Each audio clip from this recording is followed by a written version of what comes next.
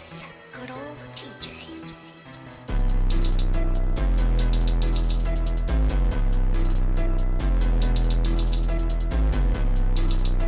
Konnichiwa, Neil Squad, it's your boy INCOG, back with another reaction video. And today, you guys, we are back on Mr. Nightmare's channel. I haven't done a video of his in a while. This is actually his most recent upload. I think it said like 2 weeks ago. This is called 3 Real Date Night Horror Stories. So, I mean, I'm pretty sure everybody that's watched my videos or, you know, or came around across my videos have went on a date here and there. I'm pretty sure. So let's see what this can be. Let me know in the comments down below as well. Like, let me know. Like, I'll leave a comment down below. I pinned it, but let me know. Just tell me, guys, anything that happens to you on dates. You know, if anything happens to you as for something scary or something like that, leave it in the comments down below. Like I say, tell us your story or whatever. You don't want to share your most egregious one. Just share one of it towards that, you know, might be found interesting. So yeah. So without further ado, guys, we're going to get right into the video. So subscribe to the video, the red button down below. As well as have a like on the video, help the channel grow a lot. Also, well, hit the bell notification, make sure you click all so you know if I make a future upload. Also, well, guys, like I say, also as well, I want to ask you guys if you can give me feedback on this as well. Do you guys like it when I have my video of me react to the video? Do you like me being bigger than the video? Do you want me to be smaller than the video? Like, how do you guys like that? Do you guys like the video to be bigger than me and put me on the side? Do you want me to put the video on the side and make me bigger? Let me know what you guys like, because I've been trying to like go cycle around that and just see which one you guys like more. So just let me know what you guys like for me to do more in the future. Alright, guys, so without further ado, get right to it. So play. Date night horror stories. Let's see. Gonna be some stalking involved. Let's see. My older sister Jen is 5 years older than me, and this story also happened 5 years ago. Before Jen was dating her current boyfriend, she used Tinder to meet a few guys. I remember the night specifically. She told me and our other sister Maria that she was meeting a guy at a bar a few blocks down. When she got there, she sat at the bar and texted. Alright, so I'm gonna pause in at 30 seconds to the video. One thing I'm going to tell you guys, I'm pretty sure, I think I've seen like people that watch my videos, it goes from like 18 years old to like, I think like 25 to 36 years old. Guys, gals, don't use Tinder, Bumble, all this type of stuff. Don't do it. Just don't do it. Or at least if you're using it, make sure you get to FaceTime that person, or you get like their IG or some of the Instagram, their Twitter, just something you can actually like see like some pictures of them on. But like I say, make sure before you actually go out with them, make sure you're able to FaceTime them. But like I say, 9 times out of 10, stuff doesn't go well on these dating apps, which is freaking crazy. It's like you're supposed to go on there to date and all that type of stuff like that, but nothing ever goes well. So I just never understand that. But like I say, watch out for using these type of things. Sometimes it can go well for you, don't get me wrong, but 90% of the time it doesn't go well for you. So just letting you guys know that. Alright, guys, get right to it. So play. The guy to let him know where she was sitting. Under a minute passes and a man sits next to her, offering to buy her a drink. This man is significantly older than my sister, and according to her, gave off a horrible smell, had bad breath, and had a crooked front tooth. She told him no thank you right away, as she had a guy coming to meet her. The man didn't get up just yet. He kept sitting there, said he'd buy her a drink in the meantime before her date got there. Jan felt very uncomfortable and asked the man to please leave her alone. The man got up from the bar stool. Jan told us she did a side glance to see where the man had gone, and she said he sat at one of the nearby table booths. Jan texted her date about what just happened and asked him to please hurry. There wasn't a response, so she sits there a few minutes, texts again, "Where are you?" This time the guy responds, "Running late, get a drink or two without me." Now, this was an odd text for a guy to send to a girl he's meeting, and to make it even worse, the man from before came back to sit next to Jan, asking where her date was and acting all upset that she was still alone. My sister responded to the man once or twice, then had enough and asked him to please leave her alone once again. She texted her date one more time, saying, "Sorry, I'm gonna leave." And as she sent it, the man's phone, which he left on the bar, vibrated. My sister immediately put two and two together and said she's going to the bathroom. I remember she called our sister Maria asking what to do. Whoa, that just gave me goosebumps. Yo. I listened in on the conversation. When Jan left the bathroom, The man was no longer anywhere to be seen in the bar, which I'm sure she found to be a relief. She went straight to her car and started driving home. It's a very linear and short path from that bar, and she was home in probably a couple minutes. He's gonna follow her, man. It's obvious, she pulled up in the man. driveway and started walking to the front door. She noticed another car pull up across the street. It didn't stop directly in front of the house across the street. It stopped one house over. Jan came inside, and from here on, I can tell the story from my own point of view. Maria and I came to greet Jan and ask her what happened. She went to the window and creased the blinds to look outside. She told us there was a car out there before, and she was worried it followed her. But when all three of us looked through the blinds, we didn't see a car out there. So she told us the unsettling story of what happened at the bar. Maria did a better job at comforting her than I. Girl thing, I guess. I did tell her that if that man ever stepped foot near her again, I'd kick his ass. Later on, we all went to our rooms and did our own thing. I was playing Far Cry 4 on my computer when I heard the horrible sound of both my sisters screaming. Now let me shift back to Jan's perspective for a second. She was on her phone in bed when she got a text from that number. It said, "Hey, I'm so sorry, I didn't see your text until I got to the bar." Jan didn't answer that, so he sent a follow-up text saying, "I'm gonna meet you at your house. Which window is yours?" Jan called Maria to come to her room to look at the text. As they talked for a little bit, figuring out what to do, No. Jan's window slid open, and someone tried pushing their way through the roller shade. That was when both Maria and Jan screamed, causing not only me, but our parents from upstairs to come rushing to her room. The man trying to come in gave up before we even made it to the room. Our dad went outside to try and chase after the man, but he was already long gone in his car probably. Of course, my dad called the cops to get a police report.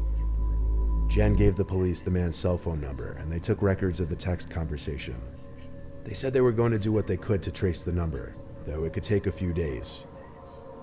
My dad was contacted after the weekend by the local police station, and they asked him to come in. At the station, they said they traced the number to be a fake number through some app, and that there was no guarantee they could trace the use back to a specific phone. My dad asked them to do whatever they could. Weeks passed and we never heard from the police, but we all slowly started to forget about it. You can never really understand people's motives and how they think they'll get away with some things. Like climbing into a girl's window, for instance.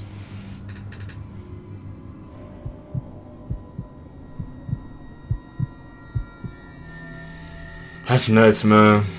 I've been using Can't trust the app people. Hinge to meet new people in the town I just recently met. I've never heard of Hinge. I've never heard of This that. girl, Kate. She was about 7 years older than me. Yeah, I know, a bit of a gap.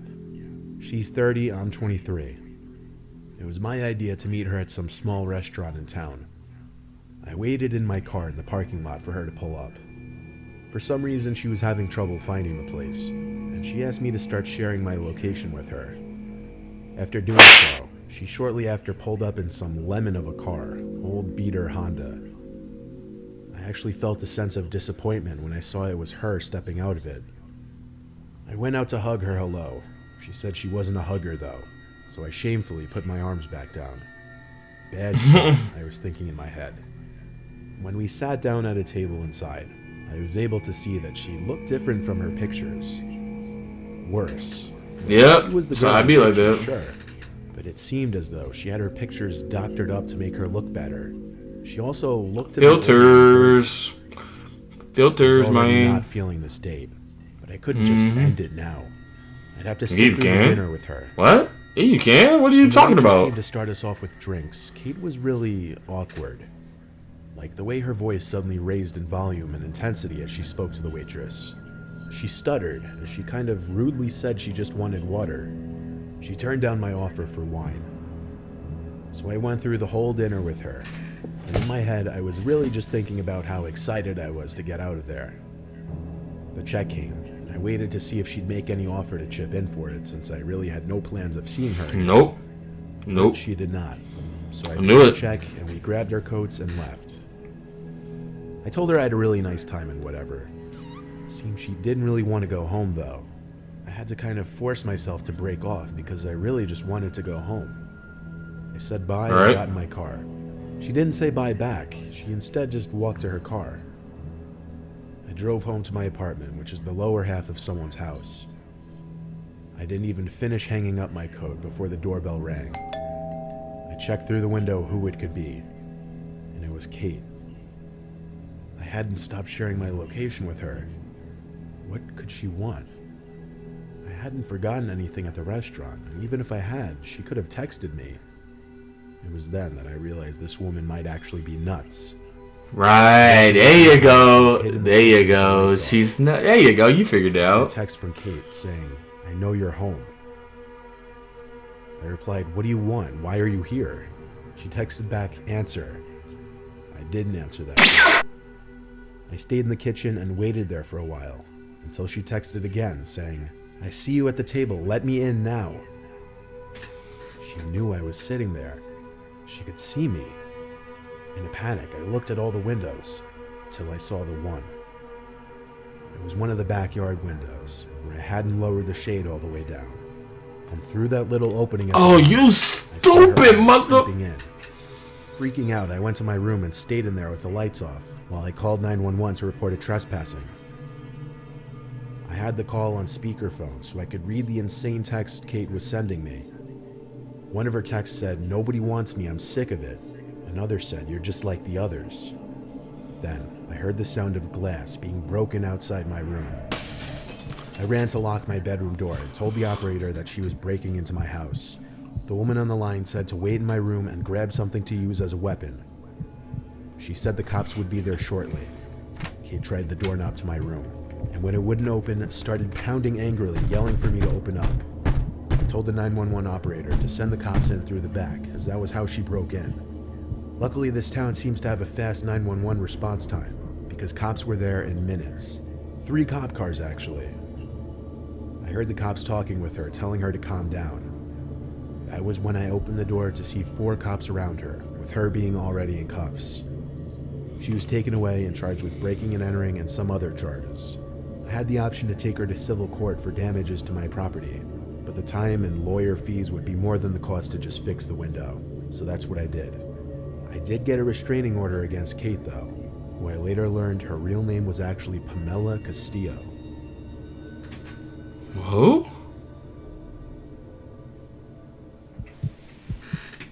Okay. It's getting awkward. It was my first date with a girl from an online dating website. I offered to have her over and cook for her. You haven't noticed? I've been out of the dating scene for a all long time these since I stories recently is broke up with my from girlfriend at the apps. All these stories are time. from The dating woman's name apps. was Amelia. Tell you. She was 26. I was 32 at the time. I didn't really think having her over for dinner before meeting her was weird. If anything, it would be more relaxed and comfortable than meeting at some bar or restaurant. I was cooking some penne alla vodka with garlic bread. Nah, but you gotta go somewhere favorite else. combo. Out. Can't meet him at your Amelia place arrived first around time. Can't do it. 6:30. I welcomed her in and asked her to take a seat at one end of the kitchen table. I was finishing up the food as I tried to get to know her. She wasn't as talkative as I was expecting based on her appearance. I had to lead most of the conversation. I was slightly nervous given that it was my first time having a first date in years, and it didn't help that she wasn't exactly the easiest to talk to. Those be the worst. Food and a glass of wine. Then she asked something odd. She wanted me to go get a candle so that we could have a proper cheers. I had nothing else to say but to go along with it. I left the kitchen to the pantry closet in the hallway to get one of the candles and a lighter. When I came back to the kitchen, I spotted Amelia sitting back down, like very quick-like. It looked kind of sketchy. "Everything okay?" I asked. To which she replied she just had to rinse her hands. Odd, because I didn't hear the sink run. But I moved past it and lit the candle. Then we did a little There's something going on, man. Baby, there's something going on, baby. No, baby, no. Something that wasn't in it before. It looked like a powdery substance being dissolved into the wine. I watched as she looked at me, not taking a sip of my wine. I pretended to take a sip. She trying to roofie my guy. Are you? That she tried to drug me. But right? What? What if I was wrong? I'd look crazy. We ate our food, and I cleaned up the table afterwards. She excused herself to the bathroom, which I pointed her to. She was gone for a while, but when she came back, she said she had to get going because her dog was sick. I had no problem with her leaving. I walked her out and hugged her goodbye. I went back to the glass of wine and smelt it, but it didn't smell like anything except wine. I dumped it and made sure nothing was stolen from the kitchen to the hallway to the bathroom. After cleaning, I watched TV while telling my friends that I think she tried to drug me. Then I went to sleep. Actually, I didn't sleep. I have acute insomnia, which comes on and off, and this was one night I just couldn't get shut-eye. I rolled from one side of the bed to the other for hours, and it must have been like 2:30 or something when I heard a cup fall from my kitchen. That terrified me because, well, cups are pretty stationary objects. I didn't see why or how one could have fallen from the counter. Suddenly, She did not just sneak back in. Someone stepped inside. I didn't move. I pretended to be asleep, but with one eye half open. Someone stood in front of the doorway for a few seconds, then left the room. I waited a minute before getting up to follow and hopefully get the kitchen phone to call the police. There was a glimmer of light in the living room from the street light outside. With that, I was able to see her body in the corner of the room. She wasn't ducking, nothing. She was just idly staying in place. "Amelia," I said, afraid of what would happen next. She was standing by the knife holder. "Amelia, if you leave right now, I won't call the cops." There was this awful, chilling silence before she put something back on the counter, walked to the back door, and exited. What she put back on the counter turned out to be a knife. When she left, I locked the door first thing, of course. I think when she asked to use the bathroom, she unlocked the back door with plans of returning. This was after her plan to drug me failed. Of course, I called the police, and they took the knife for fingerprints. Based off her criminal background, police later showed up to Amelia's house and arrested her. I did not press charges.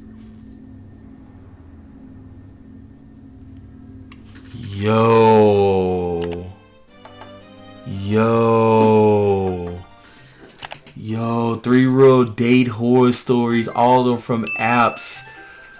Oh man, yo, she tried to drug Roofy, my guy. Then she was about to just kill him with a knife, fam. Yo. Anyway, guys, we're gonna end it off right there. Like I say, subscribe to news, hit the red button down below. Stop liking the video, help chunk grow a lot. As well as the bell notification, make sure you click so you know right there, make a future upload. It's your boy, Incog, I'm out. Peace.